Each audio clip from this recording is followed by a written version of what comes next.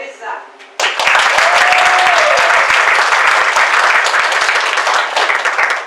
Hey guys, alright, can we get this turned up just a tiny little bit? A little bit more, a little bit more, a little bit more. I want it to feel more like a show and less like you're a meeting. Okay, great! So, a little bit more about me. I'm just coming off of the end of we did what, John? We did 17-city lecture tour for Magic? Yes. Where's John? There's John. Hello, John.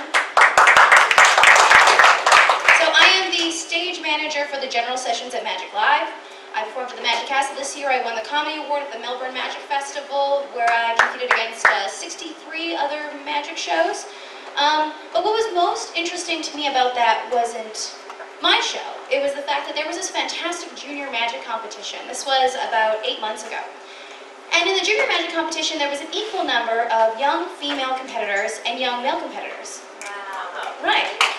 Now, in and of itself, that is very interesting. But what is more interesting to me is that first place, second place, and third place went to all female competitors. So I think at this point we can all agree that the tide is changing. There are young women in magic, and our job is just to get ready. It's just going to happen whether we like it or not. I like it very much. One of the wonderful things about doing this lecture tour is that John and I have gotten a chance to work with a lot of junior clubs. And I've noticed the same trend. When we show up for a junior club, we notice a very similar split, about 50% young women and 50% young men who are doing these little junior clubs. But when we get into working with some of the older groups, we see fewer women. Now, why is that? Partially because I think we're not just working in a male-dominated industry, we're working in a female-subjugated industry. It is structured so that the men are the boss, and the ladies are the assistants. And I'd love to tell you how that affected me personally, and why my introduction to magic has a big hole in the middle. So basically, at 7 years old, I'm a library tech working and volunteering, putting books away. And I start watching magic on TV. Now, when a young girl expresses interest in magic, at least at my age, nobody buys her a magic kit, but cards are readily available. So I grabbed a deck of cards and I put a bunch of cards in the back pocket of a bunch of books. And then I did the world's saddest classic force, take it. But when you're 7, they'll take whatever card you want. Vanish the card basically by throwing it behind myself, ta-da, and it would appear in the back of their books. There's something incredibly satisfying about getting that reaction of people, and I always carried that with me. And then a few years later, I developed more skills. I could juggle, I could eat fire, I could walk on broken glass. And at the age of 15, because of some trouble at home, I got kicked out. And entertainment became the way that I put myself through school. If it wasn't for this industry, I would probably be dead, and that's the truth. So I owe a lot to this industry. What's interesting to me about that experience was that 15, 16, 17, 18, 19, I was doing shows, doing card tricks, doing little bits of theater wherever I could to pay the bills, kids shows. And a couple of magicians saw me and saw the talent. And they hired me as an assistant. That was very valuable for me because at the time I really needed that money. But I feel like if I was a young male magician, they would have seen me as an equal, not as a prop. Now, I don't want to put those guys down. They have been nothing supportive of me, and my magic community back home has been incredibly helpful. And my career, as I've been moving forward, I've realized from talking to other women that I got really lucky. But it's that structure. That structure of you see a talented young woman and you don't think, I should give her a walk-around gig. You think, I should put her in a box and cut her in half. Now, I've been doing assistant work for about 4 years. And I went from working with a couple magicians to working with every magician in the province to all of a sudden co-writing those shows. I started writing little acts in the shows, and at a certain point I realized I could be making more money on my own. But there was something about that subjugation, something about that title of assistant that didn't tell me I should be a magician. So instead I started doing sideshow acts. I did a touring bar show, I had a street show, I had a kids show, I had a ton of stuff, and none of it magic, but all of it magic. And I didn't realize that until I was about 22 years old, 23, and I had been touring my show for quite a while, and at that point, if you think about it, if you do the math, that's 8 years in entertainment, even at the age of 23, and I'm doing this bar show. This woman comes up to me, this is maybe must have been my 8th show in that month. Same show, sideshow, eating fire, walking on broken glass, that kind of stuff. She comes up to me and she goes to hand me my check, and just before she does, she takes it back for a second and she says, hey, may I offer you some advice? Sure, of course. Always open to constructive criticism. So we had a magician last month, and we try not to hire the same act over and over again, so next time when you book yourself out, don't refer to yourself as a sideshow performer, because what you did was a magic show, and it was great, but we just like to know. Oh, okay. And I take the check, and she walks away, and I go, what? What is she talking about? I ate fire, walk over a glass, but that's a sideshow. Oh. Wait, I did a razor blade swallow, and a card trick, and a glass eating bit, but then the glass vanished, and I did a magic show. When did I become a magician? It was an accident. I mean, it was inevitable. But I think that would have been a choice instead of an accident if I had been a different gender. I really do. But I've been realizing as I kind of get into magic and move forward that things are changing, and I'm excited for it. Another good example is that I live in Calgary, Alberta, and I don't know if anybody was watching Twitter, but a little while ago, this young girl, this amazing 9-year-old girl called London the Magnificent, sent a letter, like an actual letter, like you write it down. I know, not email, crazy, right? She's archaic. To Penn and Teller about how she was a lady magician and she was really excited and she loved the show. And Penn posted it on his Twitter. And I noticed that she was from my province, so I asked around. I asked everybody I knew, where is she from? How can I get a hold of her? I have a pile of tricks to give her. I want to teach her stuff. Not only was she from my province, she was actually from my city. She lives 20 minutes from my house. She'd been doing magic for 3 years in the junior club, and no one had told me. I am a full-time professional entertainer. I am the only female magician in my entire province, and nobody thought to put us in touch.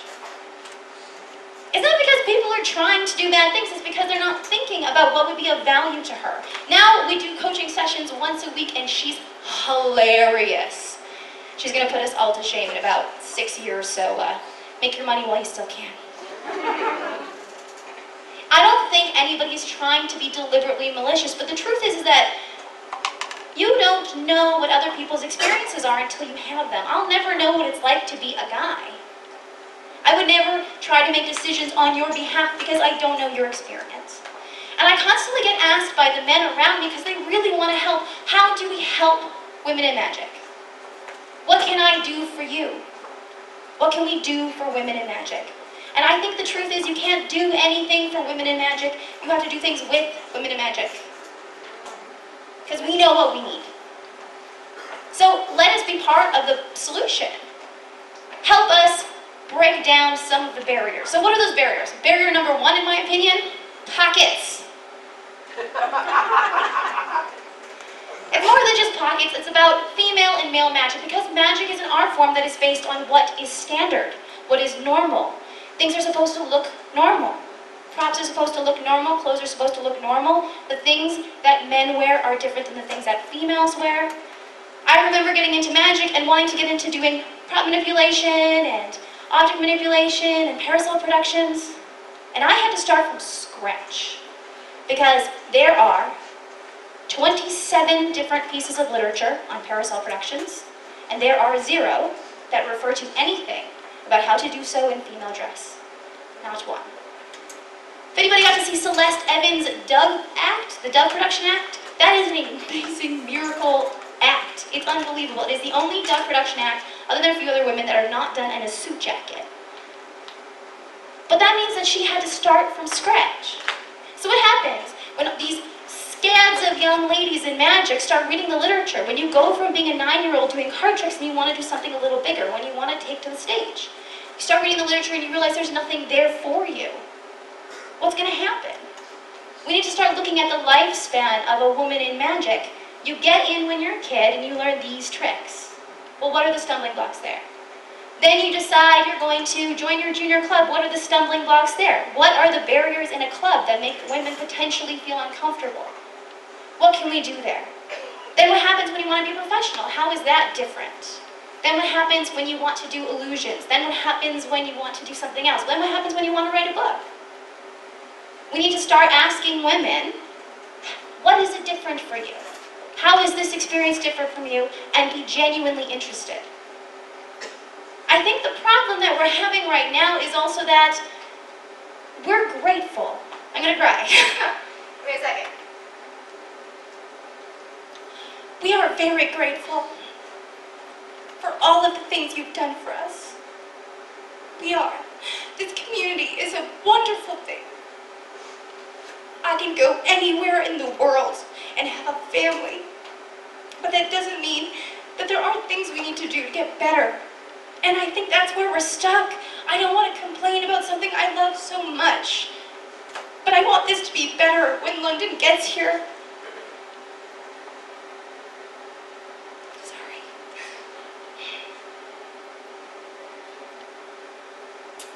Meetings like this are a good first step.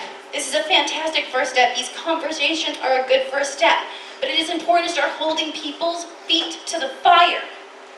When you go to a convention and there are no female performers, ask why. And challenge their answer. Are there no female performers at that convention because there don't happen to be lady magicians? I don't think so. Paul Draper has a list of 500 names of different female performers across the world.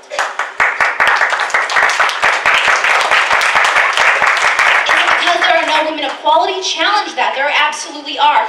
I have seen tons of female magicians that are unbelievable, that have blown me away, that have fooled me, that have made me laugh to my core, that have made me think.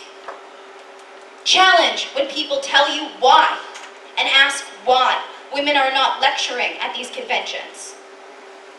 Ask them why there is not a female presence. Ask them why. And then challenge their actors. Do you guys want to see some magic? Alright. Now, my brand of magic is a little odd, I will warn you. I do mostly character comedy work, so you are about to watch me transform into another human being. I mean to do it. It's not weird. I promise. I'm also going to show you an effect that I invented. I invent most of the work I do. It's my interest in magic. I have to credit a lot of the men that work around me as well. Bizarro has been an incredible help with this particular effect, but I'm going to show you something that I created from scratch, so I hope you enjoy it.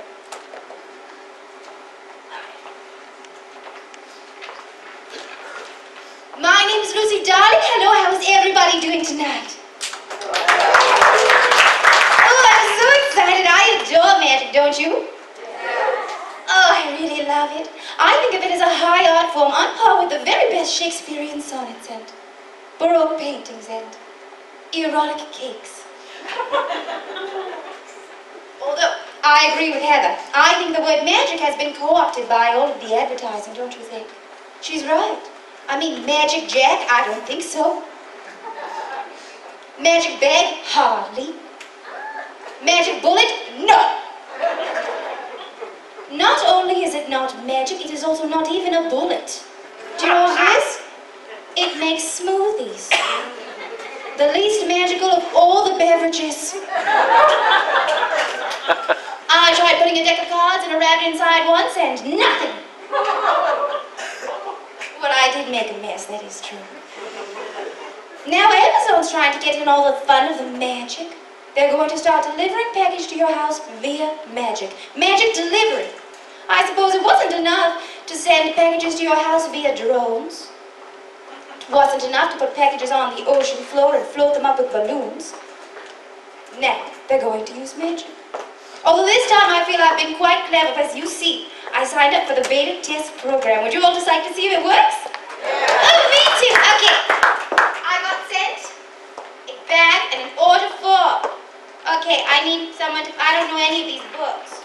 Will somebody, darling, what is your name? In the grey suit and the smug face. I'm looking directly at you, darling. How would you not know I'm talking? Yes? Do you not understand my Canadian accent? Sir, what is your name? Byron, you don't seem so sure. Byron, darling, what do you do for a living? I sell books. Again, not so sure. How fortuitous, you sell books. Would you do me a favor and come up to the stage? You stand right here. I have a bad ankle. You have a bad ankle. Oh no, I picked the wrong one. How did you get here in the first place? Heather, my dear, will you give this to him for a second? I know to make you an assistant. What did I just say? Darling, would you do me a favor and pick a book from that list? One you would recognize if you saw it. Do you see one there that you like? Any books you recognize? Oh, good. And also change glasses. I am good at picking volunteers. Blind, and he cannot walk up to the stage. Good for me. Do you see a book you would recognize if you saw it? One we might all recognize? How about Tango at Sunset? What is that? What kind of book is that? Do you recognize that? What's that about? Never heard of it. Never heard of it. All right. So the instructions was, pick a book you would recognize if you saw it. Is there a book there that you've read that you recognize? Otherwise, we won't know if it's the right one, darling. Perhaps the lady to your side can help. I was told I have 3 minutes, not 14 years. No book, darling? Do you want to take it? Apparently the guy who sells books has never read a book in his life. You heard that list from him? Oh, I see, I understand. Will you pass the list down to a couple of people? Over and over. And darling, do you see a book there you would recognize? Harry Potter, okay. I have to say, I have done this act in 17 cities. And that is the first time that has ever happened. So congratulations. All right, you've decided on Harry Potter. Well, I don't know what that book is. What is that about? It's about Harry Potter. He's a magician. How fortuitous. Okay, may I have the list back? Oh, I keep kicking this. I'm sorry. Okay, so you've decided on Harry Potter. That's the only one you... What about 50 Shades of Grey? What's that about? Is it a book for interior designers? With depression? 50 Shades Darker? Well, that's just black. All right, but you said Harry Potter. The one that's here is Harry Potter and the Goblet of Fire. Is that correct? That's the one you want? Okay, well, we shall find it. We shall make it delivered to us from Amazon via magic. I am skeptical. I understand all I'm supposed to do is open up the bag and it shall fall from the sky. All right, let's see. Everyone raise your hands and wiggle your fingers.